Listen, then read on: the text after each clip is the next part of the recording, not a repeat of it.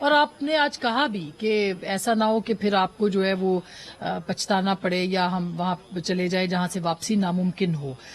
سردار صاحب، آپ کی بھی وزیر اعظم سے بھی ملاقات ہوئی تھی، تو آپ نے یہ سارے شکوے شکایتیں ان کے سامنے رکھی، آپ نے مسائل رکھے. کیا آپ کو لگتا ہے کہ وہ اس پوزیشن میں ہیں کہ یہ مسئلے حل ہو سکیں گے؟ اور کیا جس کو ہم اسٹیبلشمنٹ کہتے ہیں، آپ کی وزیر اعظم نے کیا ان سے بھی بات کی ہے ان مسائل کے اوپر؟ جی بھی دیکھیں، حکمران اگر چاہیں تو میرے خیال میں اس طرح کے گمبھیر مسئلے نہیں ہیں جو وہ حل نہ کر سکیں.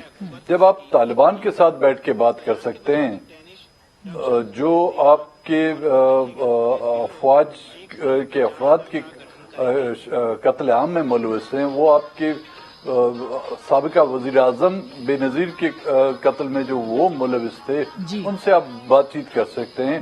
وہ بھی کسی ایگزیکٹو آرڈر کے تحت کیا جائے گا نا. اگر وہ بھی کسی ایگزیکٹو آرڈر کے تحت نہیں کیا گیا ہے، کسی صرف ادارے کی خواہشوں کے ذریعے سے کیا گیا ہے، تو پھر ہم سمجھ سکتے ہیں.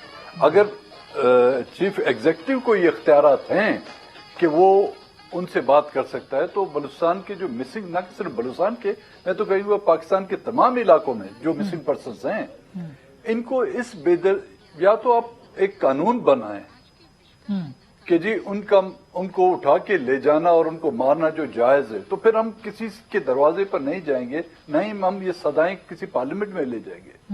یا تو دوسرا طریقہ یہ، اگر ان پر کوئی جرم ثابت ہوتا ہے تو کم سے کم ان کو عدالتوں میں لائیں، ان کے ورثاؤں کو تو بتائیں. فیک انکاؤنٹر کر کے خود بھی آپ جج بنے ہوئے ہیں، خود بھی آپ ان کو سزائیں دیتے ہیں، اور پھر ان پر الٹے الزامات یہ لگاتے ہیں کہ یہ جو دہشت گرد تھے. میرے خیال میں یہ نہ کہ صرف ان کی آپ تذلیل کر رہے ہیں، ان لاشوں کی تذلیل کر رہے ہیں، اس خاندان کی آپ تذلیل کر رہے ہیں، بلکہ اس علاقے اور صوبے کے لوگوں کی آپ تذلیل کر رہے ہیں. سردار صاحب، آپ کی بات سے یہ لگ رہا ہے کہ وہ جو قانون لاپتہ ہوا تھا، لاپتہ افراد کے بارے میں، اس کے اوپر کوئی آپ پرائم منسٹر کو ایشورنس ان سے آپ لے سکتے ہیں اور وہ پاس ہو سکتا ہے، کیونکہ اب سینٹ کے اندر اس کو پاس ہونا تھا.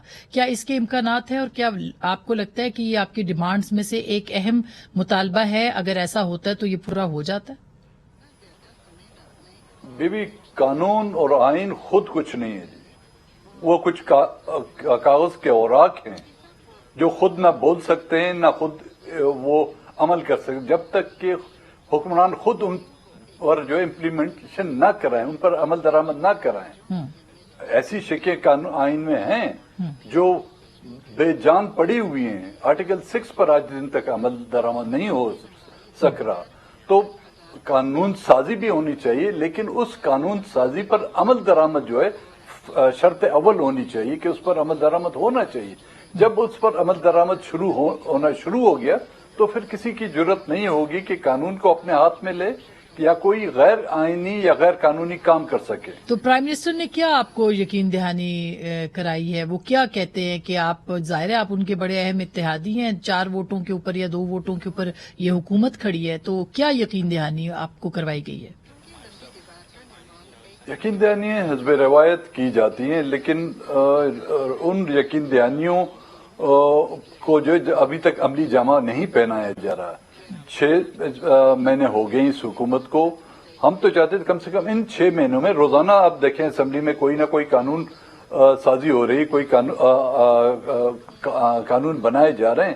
لیکن یہ ملک کے اور انسانیت کے ناطے جو ہے نا ایک اہم قانون سازی ہے جس کو جو نظر انداز کیا جا رہا ہے. ہم نے 12 ان کی نشاندہی کی ہوئی ہے، یقین دہانی کی جا رہی ہے. اب دیکھیں ان کے یقین اور ہمارے صبر میں کتنا وہ بچتا ہے کہ ہم کتنا صبر کر پاتے ہیں اور ان کی یقین پر کتنا یقین کر سکتے ہیں، وہ آنے والے دن ہی کچھ بتا سکتے ہیں. کہا جاتا ہے کہ اب اے پولیٹیکل ہے، اسٹیبلشمنٹ نیوٹرل ہو گئی ہے، تو ظاہر ہے کہ اگر وہ نیوٹرل ہو گئے ہیں تو پھر تو اس کے اوپر یہ تو وزیر اعظم کا پھر اختیار ہے، یہ تو پارلیمان کا اختیار ہے، یہ پارلیمانی امور کا کام ہے، یہ لا اینڈ جسٹس کا کام ہے.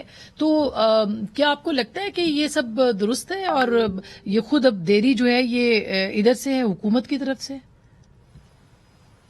یہ بھی نیوٹرل کا مطلب کیا ہے میں آج دن تک سمجھ نہیں پایا. یہاں پہ کس کو نیوٹرل کہا جاتا ہے اور کب یہاں پر قوتیں جو ہے نیوٹرل رہی ہیں؟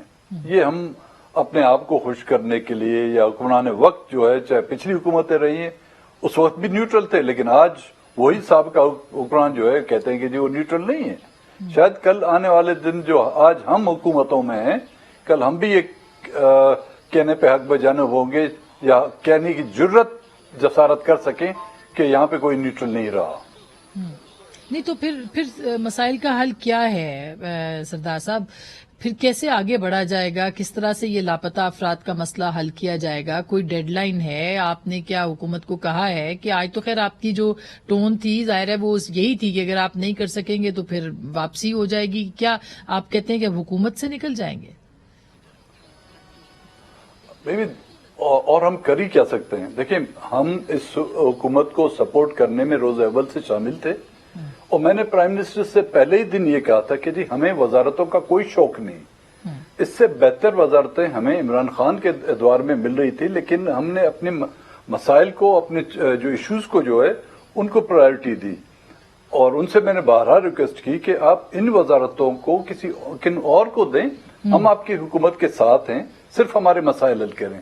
लेकिन उनका और जो हमारे इत्यादी थे उन्होंने इंसिस्ट किया कि अगर आप ना आए तो शायद वो जो अपोजिशन कहें या पीटीआई की हुकूमत उसको समझे, वो पार्टी वो ये समझेगी या वो ये हमारे खिलाफ मनफी प्रोपेगेंडा करेगी कि जी ये इनमें दरारें पड़ गई हैं। तो मजबूरन उस एहतियात को बरकरार रखते हुए हमने ये कड़वा घूंट जो है पीना पड़ा, लेकिन वो भी अभी तक हमारे हलक में अटका हुआ है।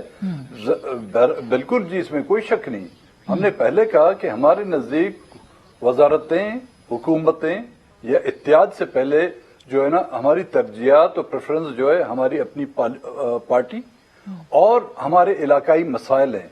हम आज लोगों के सामने जवाब दे हैं, हम वजारतों या किसी हुक्मरानों के सामने जवाब दे नहीं है और कल भी हमें लोगों के सामने जाके जवाबदेह होना पड़ेगा।